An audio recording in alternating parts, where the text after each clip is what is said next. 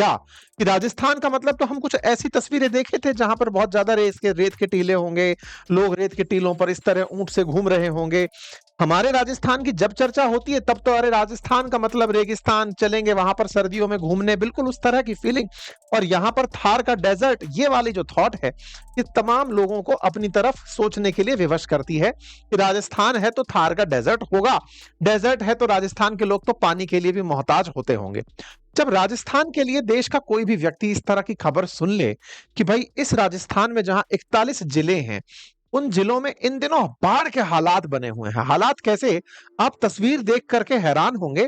एक व्यक्ति घर की छत पर खड़ा है, यहाँ पर आपको बहता हुआ पानी, बारिश के अंदर भी भरी हुई जो स्कूल है वो दिखाई दे रही है। लोग टापू पर चढ़े हैं ऐसा लग रहा है, मतलब ये एनडीआरएफ की बोट से रिकॉर्ड हुआ वीडियो है जिसमें घर के ऊपर किसी मतलब प्रेमाइसिस के ऊपर चढ़े हुए लोग दिखाई दे रहे हैं। पानी के आलम को इस तरह से देख सकते हैं। यहाँ पर मोइसा करके एक जगह है जहां पर आप देख रहे हैं कि स्कूल पूरी तरह से जलमग्न हो चुकी है। यहाँ पर एक जगह और देख रहे हैं जहां सड़क पर नाव चल रही है ना। ये क्षेत्र जितने भी दिख रहे हैं ये हाड़ौती क्षेत्र हैं। एक और वीडियो वायरल हो रहा है, हालांकि इसकी सत्यता हम प्रमाणित नहीं करते, लेकिन अगर ये सत्य है तो ये बड़ा भीषण है। ऐसे में एक दृश्य जो रियल है वो ये कि ये राजस्थान का सवाई माधोपुर जिला है, जहां पर आप देख सकते हैं कितना जबरदस्त तरीके से खेतों में पानी लबालब भरा हुआ है। इस हालात को देख करके तो दिमाग में पहला प्रश्न यही आएगा कि यार मतलब ये तो प्रकृति ने बिल्कुल ही कयामत ही बरपा दी है। मतलब एक ऐसी स्थिति पैदा कर दी है कि जहां रेत के धोरे हुआ करते थे वहां पर अब इस तरह से पानी ही पानी है। तो आज मैं आपको ज्योग्राफिकली भी एक बात समझाऊंगा। खबर के हिसाब से तो हम इस बात का विश्लेषण करेंगे ही करेंगे, लेकिन इस बात को भी समझेंगे कि आप हमारे राजस्थान को अंडर एस्टिमेट मत करिए। यहाँ पर तरह तरह की विचित्रताएं हैं। उनमें से जिस खबर को आज आप कर रहे हैं, बाढ़ की एक खबर, क्या नई खबर है या इस तरह की खबरें पहले भी आती रही हैं?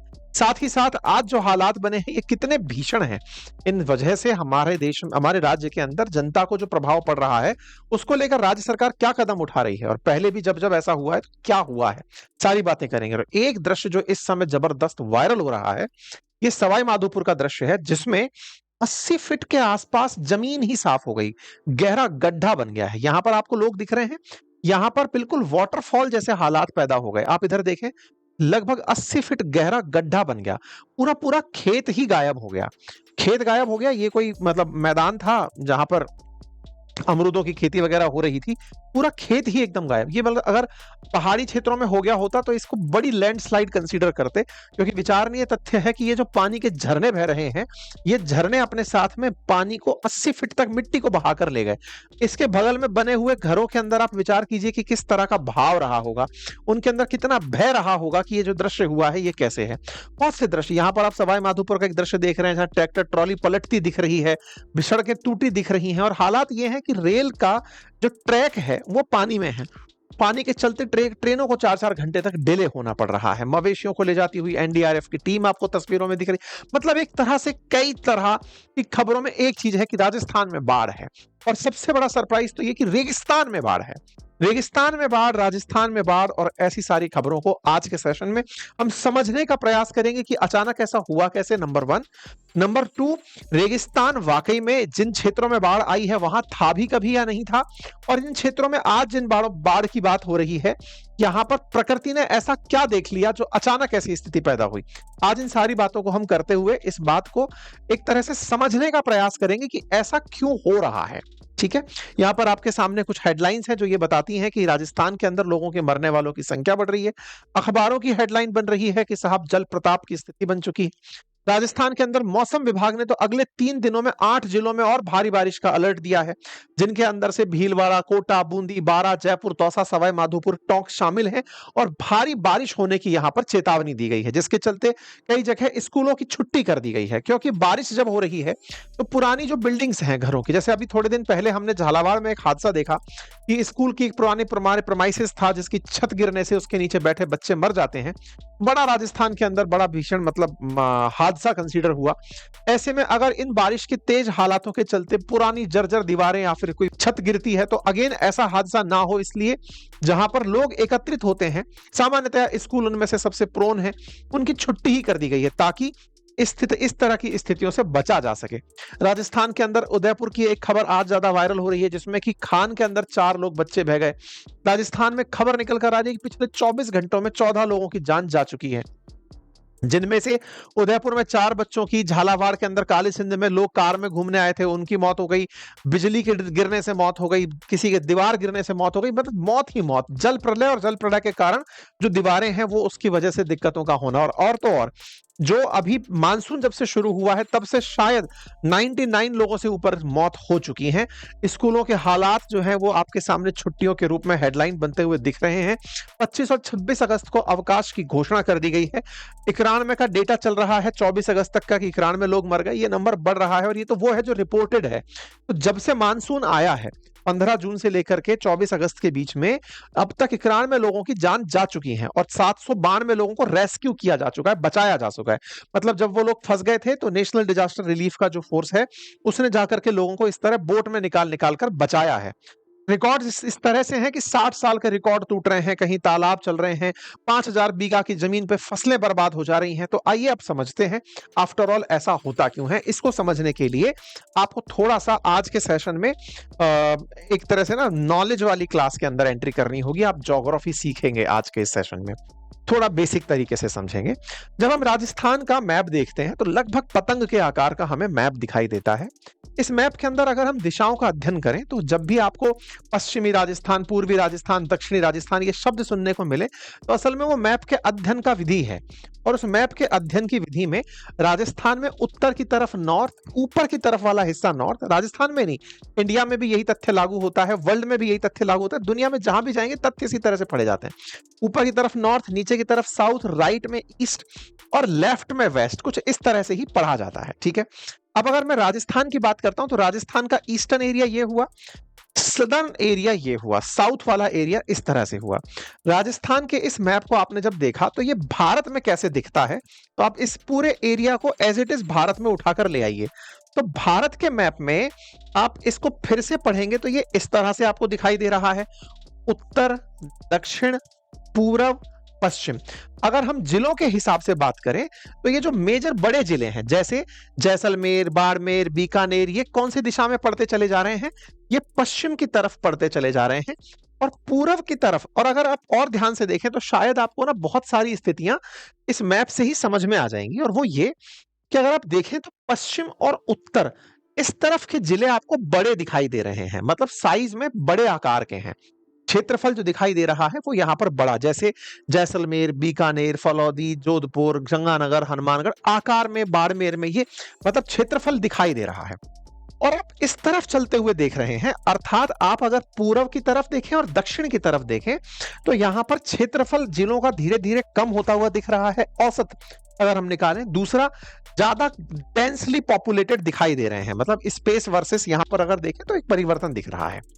ये जो अंतर है ना, असल में ये ज्योग्राफी की वजह से है, यहां के भूगोल की वजह से है। भूगोल की वजह से कहानी क्या है कि राजस्थान के इस पर्टिकुलर क्षेत्र में जहां पर आप ये सब देख रहे हैं, इधर बीच में से होकर के ना यूं करके आप समझिए तो एक पर्वत जाता है, और उस पर्वत श्रृंखला का नाम है अरावली पर्वत श्रृंखला। ये जो अरावली पर्वत श्रृंखला है ना, जो यहां से होते हुए और इवन थोड़ा सा और मैं इसको इस तरफ से घुमा दूं तो यह थोड़ा सा इस तरह से जा रही है। ठीक है, मतलब अगर दिशाओं के हिसाब से बात करूं तो साउथ वेस्ट से होकर के नॉर्थ ईस्ट की तरफ एक पर्वत श्रृंखला है जो यूं जाती है। अब इस पर्वत श्रृंखला को हम इस मैप में लेकर के चलते हैं, साउथ वेस्ट से लेकर के नॉर्थ ईस्ट की तरफ जाती हुई एक पर्वत श्रृंखला यूं। ठीक है, यहां पर अरावली पर्वत श्रृंखला है। अब मैं इस अरावली पर्वत श्रृंखला को अगर आपके सामने इस मैप में दिखाऊं तो थोड़ा और नीचे की तरफ अगर आप चलें तो आपको इस तरफ जहां गुजरात दिखाई दे रहा है, ये रहा गुजरात, इस गुजरात से भी थोड़ा दक्षिण की तरफ चलें तो पानी दिखाई देने लगेगा, समुद्र दिखाई देने लगेगा। ये कौन सा समुद्र है साहब? ये है अरब सागर। अरब सागर यहां पर आपको दिखाई दे रहा है, और अरब सागर से गुजरात, अरब सागर से मध्य प्रदेश, अरब सागर से राजस्थान, ये पूरा की पूरा जो क्षेत्र है आपको अरब सागर से इस तरफ दिखाई दे रहा है।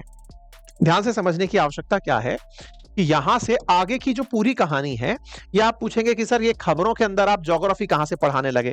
कारण तो समझना जरूरी है कि अल्टीमेटली हमारे राजस्थान में जहां लोगों ने रेगिस्तान समझा हुआ है, वो कौन सा क्षेत्र है जहां रेगिस्तान दिखाई नहीं दे रहा है, जहां बाढ़ की खबरें आ रही हैं। खबरों से मेरा सेंस क्या है, आज जिन न्यूज में आप खबरों को देख रहे हैं वो यहां से आई हुई है, कोटा से, बारा से, झालावाड़ से। वो जो हादसा सुना था वो आपने झालावाड़ में सुना था। ऐसे ही बांसवाड़ा, डूंगरपुर, प्रतापगढ़, चित्तौड़, भीलवाड़ा, टोंक, आज जिनमें सबसे ज्यादा चेतावनी दी गई है उनके अंदर टोंक, बूंदी, सवाई माधोपुर, जहां 80 फीट जमीन मिट्टी कट गई है, ये वो पूरे क्षेत्र हैं जिनके अंदर ये तरह की टेंशन दी गई है। इधर टोंक, जयपुर, ये क्षेत्र, और धीरे धीरे फिर आप और आगे चलते चले जाएंगे तो इस दिशा में आप देखेंगे तो आप क्या पा रहे हैं, जहां बारिश की चेतावनी है वो अरावली के पूर्व और दक्षिण के क्षेत्र में बसे हुए जिले हैं। इन जिलों के अंदर बारिश की चेतावनी दी जा रही है। एक तरह से अगर आप इस बात को, अगर आप ज्योग्राफी के विद्यार्थी नहीं भी हैं तो भी अगर आप समझें तो आप ये चीज पाएंगे कि जिस तरफ पर्वत से अरब सागर वाली साइड है, उस तरफ बाढ़ के हालात की सूचना सुनने को मिल रही है। ऐसा क्यों होता है, अब यह बहुत आसानी से समझा जा सकता है। आप सभी को मानसून के बारे में तो जानकारी है ही। मानसून का शाब्दिक अर्थ है सीजनल रिवर्सल ऑफ एयर, मतलब कि हवा का समय के साथ, ऋतुओं के साथ बदल जाना। तो मानसून में असल में हो क्या रहा है कि जो हमारी जल वाष्प आ रही है अरब सागर से उठ करके, जो कि कम नमी के कारण या कम दाब के कारण लैंड की तरफ चलकर आ रही है। क्यों होता है ऐसा, ये भी थोड़ी सी ज्योग्राफी में समझ लेते हैं। पानी और जमीन की अगर एक साथ तुलना की जाए कि ज्यादा जल्दी कौन गर्म होता है, तो जमीन पर हवा जो है वो जल्दी गर्म होती है। पानी के ऊपर की हवा थोड़ा लेट गर्म होती है। क्यों? क्योंकि वहां पर वेपर को पूरी तरह से अपनी अवस्था परिवर्तित करनी होती है। वेपर बनने के लिए जल से गैस में बदलना है, तो उसकी अवस्था परिवर्तन की एक लेटेंट ऊष्मा है जो ऊष्मा परिवर्तन के लिए समय लेती है। लेकिन जमीन के ऊपर की हवा को बस गर्म होकर ऊपर उठना होता है। तो होता यह है कि जब गर्मियां चल रही होती हैं, गर्मियों में उत्तर भारत के अंदर जो हवा है वो हल्की होकर ऊपर उठने लगती है। हवा उठ गई, ऊपर हवा जब उठी और धीरे धीरे क्षोभ मंडल की तरफ बढ़ने लगती है, पानी के ऊपर की जो हवा है, जो कि अभी उठने में देरी कर रही है क्योंकि उसको समय लग रहा है गर्म होकर के ऊपर लिफ्ट होने में, वो अपने आप को बड़ा भारी महसूस करती है। और हवा का सिद्धांत क्या है कि ये उच्च ताप से, यानी कि उच्च दाब से, प्रेशर से निम्न दाब की तरफ, यानी कि लो प्रेशर की तरफ बहने लगती है। इसको ऐसे आसान करते हैं, आप अगर किसी कमरे के कोने में परफ्यूम की एक बोतल से या डिओड्रेंट को अगर आप पुश करें तो वो खुशबू धीरे धीरे पूरे कमरे में सूंघने को मिलती है। क्यों? भले ही आपने एक कोने में उसको छिड़का हो, पूरे कमरे में उसके जाने का बड़ा रीजन होता है कि जहां कॉन्सेंट्रेशन ज्यादा थी, ज्यादा सांद्रता थी, वहां से कम सांद्रता की तरफ फैलना शुरू हो गई है। एग्जैक्टली ऐसे ही समुद्र के अंदर जो हवा थी वो उच्च दाब वाली थी। उच्च दाब वाली उस जल वाष्प ने लैंड के क्षेत्र में जहां निम्न दाब का क्षेत्र बना देखा, वो उस तरफ दौड़ने लगती है। और जब वो इस तरफ दौड़ने लगती है तो ये एक तरह से समझा जाए तो कहां से कहां दौड़ रही है। अगर आप दिशाओं को पकड़ें तो ये वेस्ट है और ये साउथ है। साउथ वेस्ट की दिशा से अरब सागर पर बनी हुई जो हवाएं हैं वो दौड़ने लगती हैं, और इसी को ही आप साउथ वेस्ट मानसून कहते हैं। चूंकि ये सीजनल है, सीजनल क्यों हो रहा है, इसके पीछे का तर्क क्या है? तर्क यही है क्योंकि ये गर्मी के कारण हो रहा है। अब गर्मी चूंकि हमेशा नहीं रहेगी, इसलिए बारिश भी हमेशा नहीं रहेगी। गर्मी के बाद ही बारिश क्यों आती है, संभवतः इसका रीजन फिलहाल इस सेशन में क्लियर हुआ हो। जब मैंने ये बात आपसे कही कि साउथ वेस्ट से चलकर आ रही हवा इस तरफ तेजी से उठकर आई है, तो यहां बैठे हुए भाई साहब जो अरावली पर्वत हैं ये अपने आप को उस हवा के समानांतर रख देते हैं। समानांतर रख देते हैं मतलब अगर ये यूं खड़े हो गए होते रास्ता रोक करके, तब तो आप ये समझिए कि यहां पर बाढ़ के हालात बहुत पहले ही बन जाते। लेकिन साउथ वेस्ट मानसून के समानांतर मिले अरावली पर्वत ने उन हवाओं को अपने किनारे किनारे चलने दिया, और यही कारण है ये साउथ वेस्ट मानसून से निकलते निकलते हिमालय तक पहुंचते हैं। आप जब हिमालय के अंदर बाढ़ की स्थिति देखते हैं या फिर जब तीव्र तीव्र वर्षा देखते हैं, असल में ये पूरी की पूरी पवनें जाकर हिमालय पर टकराती हैं और इन क्षेत्रों में बारिश करती हैं और ज्यादा ऊपर उठ जाती हैं, तो बर्फ गिराती हैं। ठीक है, क्योंकि लगभग 144 मीटर पानी जब उठता है ऊपर तो 1 डिग्री सेंटीग्रेड तापमान कम हो जाता है। तो इस तरह से जब ये उठ करके ऊपर हिमालय की 8000 किलोमीटर 8000 मीटर तक की ऊंचाई तक पहुंचते हैं तो ठंडे हो जाते हैं और बर्फ बन के गिरने लगते हैं। खैर, फिलहाल के लिए जब ये इस क्षेत्र से होकर निकल रही थी तो यहां पर इस पूरे क्षेत्र से इसे यदि निम्न दाब का क्षेत्र लगा हो, और दूसरा चूंकि यहां पर ये जो क्षेत्र है ये पर्टिकुलर क्षेत्र ये हाड़ौती का क्षेत्र है। हाड़ौती में क्या है, पठारी क्षेत्र है, पठार प्लेटू है। तो ये जो प्लेटू है ना, इस प्लेटू के जब हवा नजदीक पहुंचती है तो हवा को ऊपर उठना होता है, यानी कि ये क्षेत्र तुलनात्मक रूप से पहाड़ी क्षेत्रों से बना हुआ क्षेत्र है। तो जब यहां पहुंचती है तो हवा हल्की हल्की ऊपर उठती है, क्योंकि इतना पानी लेकर आ रही है और ऊपर उसे उठना है। ऊपर उठती हुई हवा फिर से कंडेंस होने लगती है, और जब कंडेंस होने लगती है तो बारिश की बूंदें सघन होकर के गिरने लगती हैं। तो कुल मिलाकर के ये वाला जो पूरा क्षेत्र आप देख रहे हैं, इस क्षेत्र का जो पठारी हिस्सा है उस पर आई हुई ये जो पवनें हैं ये तीव्र हवा को ऊपर उठता हुआ देखकर संघनित होने लगती हैं, और संघनित हवा यहां पर गिरने लगती है बारिश बन करके। तो ये पूरा पूरा क्षेत्र जिसको आप बारिश के रूप में फिलहाल देख रहे हैं, सुन रहे हैं, इसके पीछे असल मायने में हमारी ज्योग्राफी जिम्मेदार है, हमारा भूगोल जिम्मेदार है। जैसे आप जलवायु परिवर्तन कह के सुर्खियां बना रहे हैं, ऐसा नहीं है। बकायदा राजस्थान का तो क्लाइमेट ही ऐसे बटा हुआ है। राजस्थान के क्लाइमेट को उठाकर अगर आप देखेंगे तो इस अरावली पर्वत से पश्चिम की तरफ और उत्तर की तरफ हमारी बारिश बहुत कम होती है। 0 से 20 सेंटीमीटर बारिश होती है पश्चिमी राजस्थान में। कई जगह तो ऐसी है जैसे सम, जहां पर बारिश कभी कभार देखने को मिली है ना। ऐसे ही अगर आप थोड़ा और देखें तो 20 से 40। वहीं जब आप इस तरफ आते हुए देखते हैं, यानी कि हम फिर से दिशाओं की अगर बात करें तो इधर की तरफ ईस्ट और इधर की तरफ साउथ, तो साउथ ईस्ट कॉर्नर में अगर आप देखें तो यहां पर आप देखिए ये जो बना हुआ रंग है ये बताता है कि यहां पर औसत बारिश 80 से 120 सेंटीमीटर है। मतलब ये इतनी बारिश है कि इसकी वजह से यहां पर जो वनस्पति पैदा होती है वो सदाबहार वनस्पति पैदा होने लगती है। आप समझिए राजस्थान का ये वो क्षेत्र है जहां चावल की खेती हो सकती है। चावल बोले तो जहां पर पानी ज्यादा जरूरी होता है। आप बूंदी में चावल की खेती होते हुए देख सकते हैं, बूंदी, झालावाड़, इन क्षेत्रों में आप चावल की खेती देख सकते हैं, क्योंकि यहां पर बारिश बहुत आती है। तो उम्मीद है कि आपको एक तो ये लॉजिक समझ में आया हो कि यहां पर बारिश के पीछे का रीजन क्या है, क्यों इस क्षेत्र में इतनी बारिश आ रही है। तो जब भी कोई व्यक्ति राजस्थान को समझे तो यह समझे कि राजस्थान पूरा रेगिस्तान नहीं है। राजस्थान में कुछ क्षेत्र ऐसे भी हैं जहां पर सदाबहार यानी कि बारिश की वजह से उगने वाले वृक्ष पाए जाते हैं।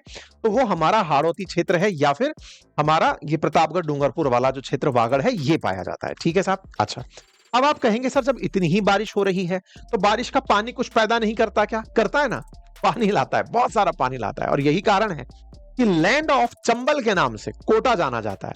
असल मायने में यह हाड़ौती जो क्षेत्र है यहां की ही कई प्रमुख नदियां निकल करके इस पूरे क्षेत्र से पानी इकट्ठा करती हैं। अगर पूछा जाए राजस्थान की वो कौन सी नदी है जिसमें सबसे ज्यादा पानी पाया जाता है या पूरे साल पानी पाया जाता है, तो आप चंबल का नाम गिना पाते हैं। रीजन, क्योंकि अल्टीमेटली यहां इतनी बारिश हुई है, सदाबहार नदी है, सदाबहार पानी है, तो पेरिनियल रिवर है राजस्थान की चंबल।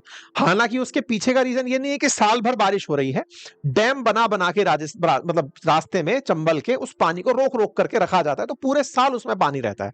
लेकिन पानी आने की जो वजह है संभवतः वो समझ में आ जाए तो जब मानसून आता है यानी कि जून से लेकर के सितंबर के बीच में, इस कालखंड में यहां पर बारिश, और बारिश का जो मेजर रीजन है वो अरब सागर बनता है, और इसकी वजह से ही यहां पर इस तरह से तेज बारिश होती हुई दिखाई देती है। तो उम्मीद है अब आपको अरावली और उसकी वजह से होती हुई बारिश दिखाई दे गई होगी और यह भौगोलिक कारण समझ में आ गया होगा। यही कारण है कि चंबल और चंबल की सहायक नदियों में अक्सर न्यूज पानी की निकलकर आती है। यहां पर बांध की खबर बनकर आती है, चादर चलने की बांध निकलकर खबर आती है कि यहां पर इतना पानी है।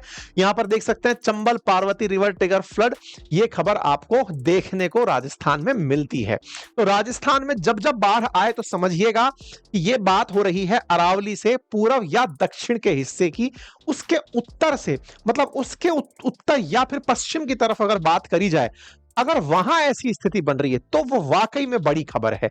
यहां तो टाइप से होना ही था, वो वाली बात है। अब आप पूछेंगे होना ही था, ये तो आपने ऐसे कह दिया कि आप तो मानकर चल रहे थे ऐसा होना था। नहीं, अब इसमें एक तथ्य और ऐड करता हूं, और वो क्या है? ये जो तस्वीर आप देख रहे हो, ये निश्चित ही भयानक तस्वीर है। सवाई माधोपुर में जो ये हुआ, ये भयानक है, डरावना है। डरावना क्यों है? क्योंकि आपको नहीं पता है ना कि यहां पर हो सकता है किसी का घर होता या फिर कोई जान माल की क्षति हो गई होती, तो एक भीषण हादसा कंसिडर होता। लेकिन ये घटना बहुत कॉमन रूप से इस क्षेत्र में देखी गई है, जमीन घटने की नहीं, बाढ़ आने की। जैसे मैं आपको ये 2023 की कटिंग दिखा रहा हूं, जिसमें आप देख रहे हैं कि 5 डिस्ट्रिक्ट्स के अंदर गहलोत ने वहां जाकर के क्षेत्रों का मुआयना किया। ऐसे ही आप यहां पर 2022 की खबर देख रहे हैं, फिर से बूंदी, कोटा, बारा, झालावाड़ के अंदर अशोक गहलोत जी ने दौरा किया और वहां पर लोगों को निकाला गया। आप यहां पर कटिंग देख रहे हैं 2019 की, कि यहां पर सीएम ने जाकर के हाड़ौती क्षेत्र के अंदर बाढ़ से मची तबाही को जाकर के देखा, एरियल सर्वे करके। ऐसे ही ये वसुंधरा जी के समय 2019 का वीडियो है, जिसमें वसुंधरा जी के हेलीकॉप्टर से नीचे का दृश्य दिखाई दे रहा है कि नीचे बाढ़ के हालात कैसे बने हुए हैं। अर्थात ये स्थिति हमेशा रही है। इस क्षेत्र में पानी आता है, पानी चूंकि क्षेत्र पथरीला है, पहाड़ी का इलाका है, पठार क्षेत्र है, और यहां पर जो जमीन है ना, वो बड़ी ही बैडलैंड टोपोग्राफी है। मतलब चंबल के जो बीहड़ हैं, उनमें पानी आने के बाद में वो मिट्टी को काटते ही हैं। अगर आप चंबल के बीहड़ों को अगर देखेंगे तो वो असल में पानी के साथ बहने वाली मिट्टी के चलते बहुत गहरे गहरे इरोजन कर देते हैं, मृदा को छीन देते हैं, अपर्दन कर देते हैं, जिसे गुली इरोजन कहते हैं, जिसकी वजह से आप मृदा को बहुत ही खराब तरीके से देखते हैं। इसलिए चंबल के बीहड़ अपने आप में चर्चा में रहते हैं, और उन्हीं चंबल के बीहड़ों में आप सवाई माधोपुर हो, धौलपुर हो, इन सभी जगहों को जानते हैं। ठीक है, तो उम्मीद है कि अब आपको यह समझ में आए कि जिन जगहों पर फिलहाल चर्चा हो रही है, चाहे पहले चर्चा रही है, वो सभी चर्चा हाड़ौती क्षेत्र में या फिर बांसवाड़ा डूंगरपुर क्षेत्र में रही है। उनके पीछे का मैंने रीजन बताया। तो उम्मीद है कि आपको बाढ़ में अचानक कोई प्रकृति की नाराजगी नजर ना आए, बल्कि यह नजर आए कि इन क्षेत्रों में ऐसा होता है। अब कर क्या सकते हैं? जब होता ही है तो हम इसके लिए बेहतर तैयारी कर सकते हैं। जैसे हम बेहतर तैयारी के नाम पर क्या कर सकते हैं ना, ये एक अच्छा हमारे राजस्थानियों के दिमाग में आने वाला सवाल होना चाहिए कि जब पता ही है कि ऐसा होता है तो क्या करें। सबसे पहला, इन क्षेत्रों में प्रॉपर जल का प्रबंधन पहले से ही किया जाना चाहिए। जैसे नदियों के रास्तों में कोई भी व्यवधान ना हो। जिन रास्तों से नदियां गुजरती हैं, वहां पर पुलों की मरम्मत बारिश के सीजन से पहले कर दी जाए। इन पर्टिकुलर क्षेत्र में 8-10 जिले कुल मिलाकर हैं, 15 जिले पकड़ लीजिए। इन क्षेत्रों के अंदर बारिश के सीजन आने से पहले सरकारी संरचनाओं का प्रॉपर मुआयना कराया जाए। मतलब सरकारी स्कूल, अस्पताल, दीवारें, पुरानी इमारतें, उन सब का मुआयना, सर्वे कराया जाए, ताकि हादसों की संख्या को घटाया जा सके। और क्या किया जा सकता है? इन सभी क्षेत्रों के पानी को संरक्षित करने का प्रयास किया जाए। पानी को संरक्षित करके भविष्य में इसी पानी से राज्य के बाकी क्षेत्रों में जल का प्रबंधन किया जाए। जब हम सुनते हैं ना पार्वती काली सिंध परियोजना चलने की तैयारी हो रही है, ईआरसीपी के बारे में हम सुनते हैं, ये सब तरीके क्या हैं? इस बारिश के पानी को ही तो साल भर यूज करने की बातें हैं। तो बेहतर जल प्रबंधन हो, हादसे से बचने की तैयारियां, चूंकि ये हर साल होना है, हर साल बाढ़ के हालात बनते हैं, तो उसको रोकने। अब आप कहेंगे जल कटाव हो गया, इसका क्या कर लोगे? देखिए, जल कटाव का जो सबसे बड़ा रीजन माना गया है ना, वो है मिट्टी का पकड़ में ना रहना। मिट्टी पकड़ में रहे, इसके लिए क्या जरूरी है? इसके लिए आवश्यक है कि आप पौधे बहुत मजबूती से लगाएं। ऐसे पौधे लगाएं, ऐसे वृक्ष लगाएं जिनकी जड़ें बहुत गहरी हों। चाहे हिमालय हो, चाहे जमीनी मैदान क्षेत्र हो, हर जगह ये कॉमन दिक्कत है कि वृक्ष होंगे तो जमीन की पकड़ मजबूत होगी, और जब जमीन की पकड़ मजबूत होगी तो मृदा अपरदन से बचा जा सकेगा। बारिश होना अच्छा है, लेकिन अगर हम समय रहते प्रबंधन कर लें तो बारिश में इस तरह की सुर्खियां कि झालावाड़ में इतने बच्चे मासूमों की जान चली गई, या फिर मानसून सीजन में 100 से अधिक जानें चली गई, एनडीआरएफ इतने लोगों को बचा रहा है, तो ये सब प्रबंधन पहले से किए जा सकते हैं। अगले साल के लिए अभी से अनुभव जोड़कर अगर किया जाए तो हम बहुत अच्छे प्रबंधन का नमूना दुनिया के सामने पेश कर सकते हैं। राजस्थान की जो इमेज रेगिस्तान के नाम पर है कि यहां तो सब केवल सूखा है, हम उसे बदल सकते हैं। बदल करके हम उसे एज ए टूरिज्म के रूप में डेवलप कर सकते हैं। हम इनवाइट कर सकते हैं इन क्षेत्रों में। मैं आपको बताऊं कि बांसवाड़ा, डूंगरपुर, प्रतापगढ़ क्षेत्रों के अगर आप वाकई में सीन देखें तो केरला की बहुत सी जगह आपको छोटी लगने लगेंगी। आपको ऐसा लगेगा कि अब दक्षिण भारत में कहीं ऐसी जगह आ गए हैं जो वेस्टर्न घाट पर है। बहुत खूबसूरत खूबसूरत जगह हमारे राजस्थान के दक्षिण राजस्थान वाले क्षेत्र में है, पर मुसीबत क्या है?